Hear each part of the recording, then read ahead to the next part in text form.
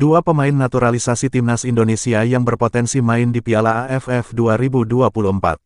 Pelatih timnas Indonesia, Shin Tae-yong, dibantu PSSI untuk mendapatkan banyak pemain diaspora yang kemudian menjalani proses naturalisasi sebagai warga negara Indonesia, WNI. Pemain-pemain yang menjalani proses naturalisasi pun tidak sembarangan, yang mana mayoritas dari mereka bermain di kompetisi-kompetisi top Eropa.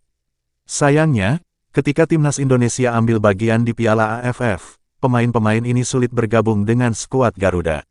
Penyebabnya karena Piala AFF tak masuk ke dalam kalender FIFA, sehingga tak wajib bagi klub untuk melepas sang pemain ke tim nasional. Untuk Piala AFF 2024 yang berlangsung tanggal 23 November hingga tanggal 21 Desember tahun 2024, timnas Indonesia diprediksi hanya akan diperkuat dua pemain naturalisasi.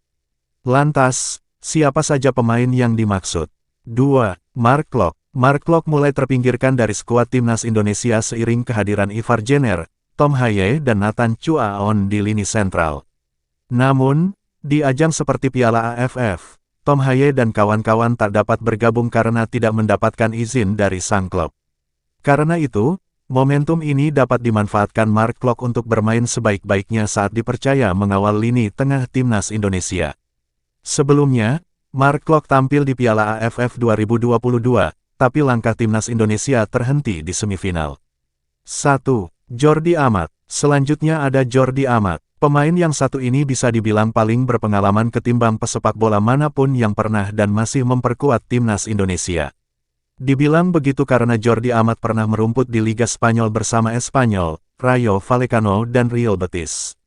Ia juga pernah merasakan atmosfer Premier League dengan memperkuat Swansea City. Pengalaman Jordi Amat bermain di klub-klub top di Eropa diharapkan membantu timnas Indonesia meraih kejayaan, tak hanya di level Asia Tenggara tapi juara Asia. Seperti Mark Klok, pemain 31 tahun ini juga membela timnas Indonesia di Piala AFF 2022. Sayangnya, langkah timnas Indonesia saat itu dihentikan Vietnam setelah kalah agregat 0-2. Jadi sanggup bawa timnas Indonesia juara Piala AFF 2024, Jordi Amat.